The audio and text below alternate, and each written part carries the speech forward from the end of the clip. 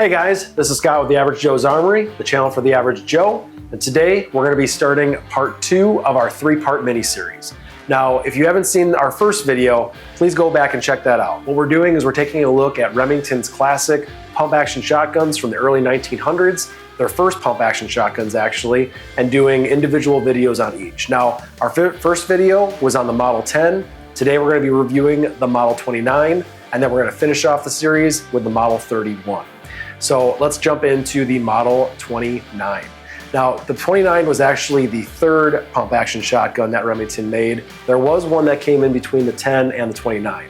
It was actually called the Model 17. It was designed by John Browning, and it was a 20-gauge pump-action shotgun. Now, I don't have one here today, so we can't take a look at it, but I thought it was important that you guys know that there was one in between. But let's jump back to the 29. C.C. Loomis, who was a designer and innovator himself, basically took a look at the Model 10 and he decided to make some slight changes and some slight improvements. In 1929, which is how Remington got the name Model 29, he basically added a cross-bolt safety, and he also went from flat springs to coil springs. So with that said, even though that the changes happened in 29, they didn't actually start producing the gun until 1930, and it had a really short production run until 1933. They only made about 38,000 of these. Now, if you've got one, or really any of Remington's shotguns at home, you can actually figure out the month and year of production. In 1921, they introduced something called the barrel code, where basically they used a series of letters, and based on what letters, the 2 letters which would be like right here on the barrel, you can actually figure out what month and year your shotgun was made, which is pretty cool. So please take a look at the link below, click on that, and take a look to see when your shotgun was made. Other than that, you know, like I said, they only made 38,000 of them, so it was a really short run. They made only 12-gauge shotguns, but they did also make the different barrels of 26-inch, 28-inch, 30-inch, and 32-inch. They also continued by introducing different grades, very much like the Model 10. They had standard grades, you know, deluxe grades, things like that. The one that we actually have here is one of the higher end grades. We've got the checkering here.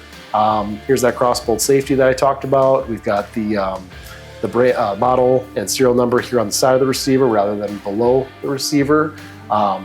So they did make different grades. Now, depending on what kind of grade and different barrel configuration that you got, it still came out to be about 7.5 to 8 pounds. So another nice feature of the Model 29 is that very much like the Model 10, it was takedown. So you could easily take it down, you could clean it, you could interchange parts. Let's say something broke, you wouldn't have to bring it to a gunsmith. You could actually fix it yourself, which again was a really nice upgrade or a nice feature.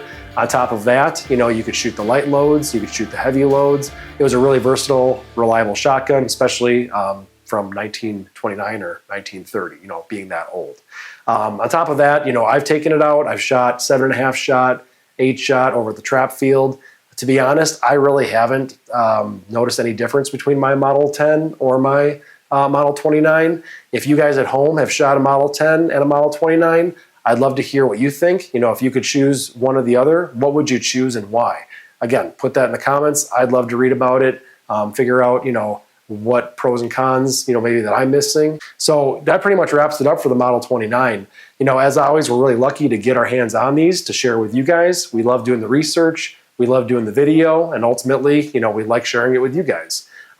If you like this kind of content, I ask that you please take the time to like, subscribe, and ring that bell so you can get notifications of all of our future content. Again, this is part 2 of a 3-part series. So today we went over the Model 29. We've also got our Model 10 video, which is part 1. And in a few weeks here, we're going to be jumping to our Model 31 video as well. So with that said, this is Scott signing off with The Average Joe's Armory. Thanks for watching, guys. We'll see you next time.